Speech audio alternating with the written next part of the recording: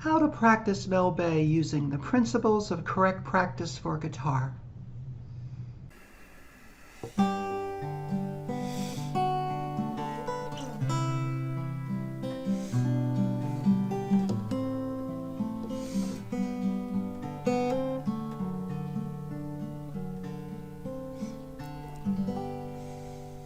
Hello, Jamie Andreas from Guitar Principles here with you again for another installment in how to practice Mel Bay according to the principles of correct practice for guitar.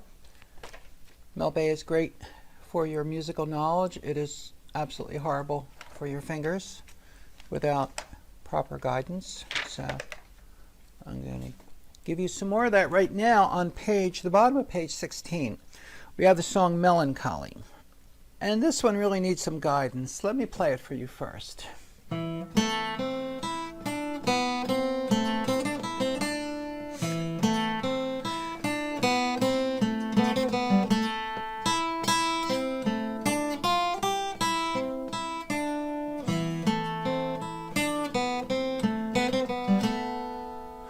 Now, you may notice there's not a lot of movement in my left hand, and that's because I'm doing certain things as I'm going about playing it. First thing I'm doing is I'm singing the first four notes as a group, and I'm putting down this A minor chord. Now, up till now, we have been using 3 on this D, but it's actually a lot easier, at least if your hand is properly, has the right foundation, it's a lot easier to use the 4th finger very often on the 3rd fret. And that's what I would do here. And I'd hold everything I have down, 1, 2, and 3, and then play this.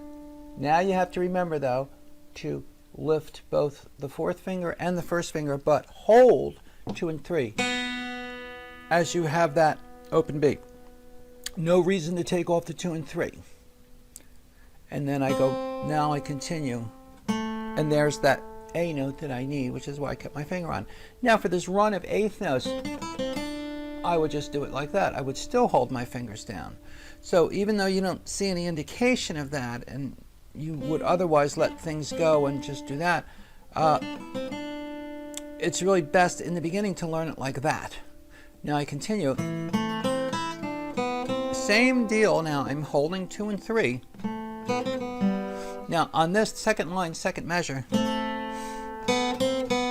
now I'll have to lift the 3 to get the open G, and then I go back to that. But this 2 is actually going to be held through the whole piece. Now the second part is I'm on the second line, 3rd measure. Just going down the A minor, so I leave it like that. So you see, when you look at these notes, you don't want to see them as individual notes. You want to see them as the chords that they really are. Now there's different ways to do this, but a real good way to know is to just use the 4th finger there on the D.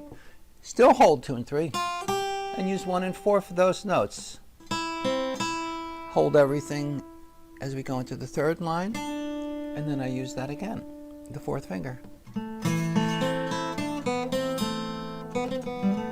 Now, that's how I like all my students to learn this, because it's the absolute most economical way. Any advanced player, though, would be able to look at this and not do what I'm saying. They could very easily even let their fingers fly around like that.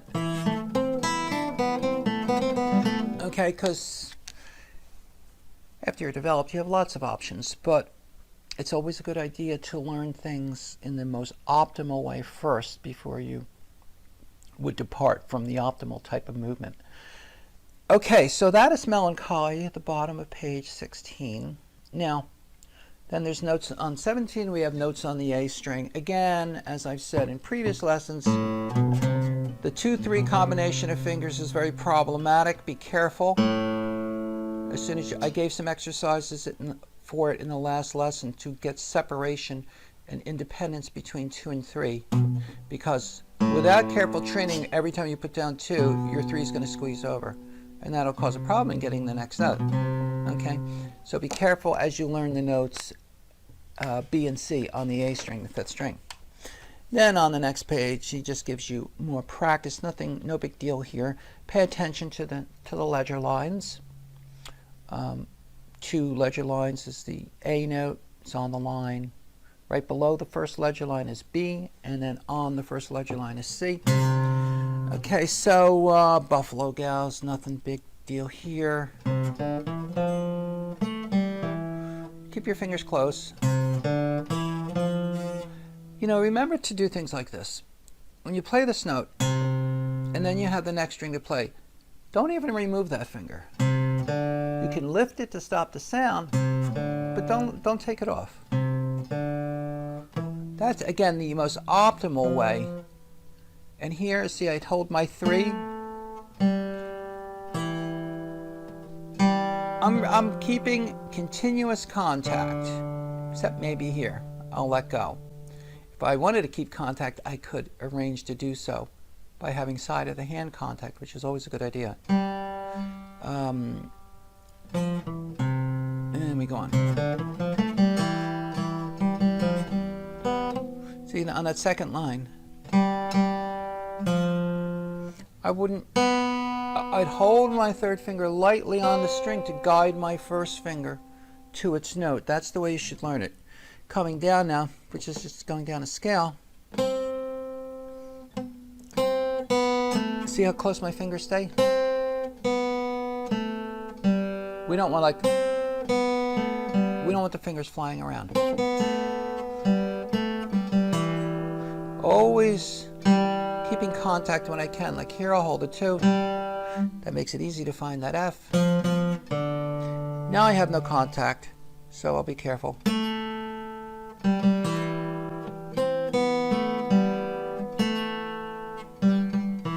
them nice and low. On the 8th notes, make sure you do a down up on the picking. Keep the quarter notes down picks. Okay, Chester in the next tune. Now, you know, even here, I would recommend keep like your 3rd finger touching the 4th or the 5th string. Always better to start like that than with everything off. One of the hardest things to do is to just come out of the air and throw the fingers down in the right place. Not impossible, but harder, and it's good to minimize difficult things. So I would be touching my 3rd finger here before I even started. And you know, I could keep it there the whole time, just lightly touching. Again, a developed player can easily,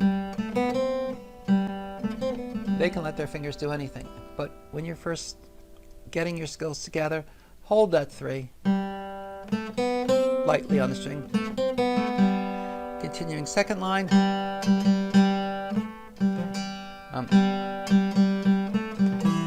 You know, that part right there, I'd probably do that. 2nd line. I could just go 4 to 2. You could go 3 to 2. Okay, or you could go 4 to 2. So try it either way or both. Again, keep the 3rd finger there. On the last line, you got more 8th notes. Could do that. Again, using 4 there and keeping the 3 in contact.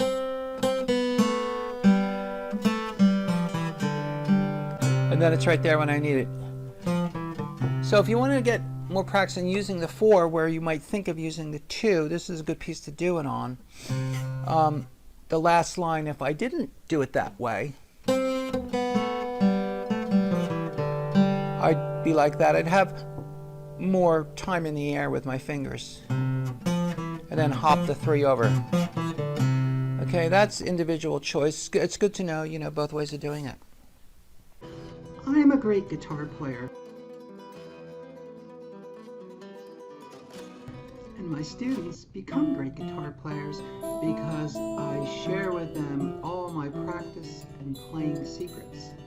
If you'd like to become a great guitar player, the best place to start is with my book, The Principles of Correct Practice for Guitar. You'll learn things you never heard of before, and it will change your guitar playing life.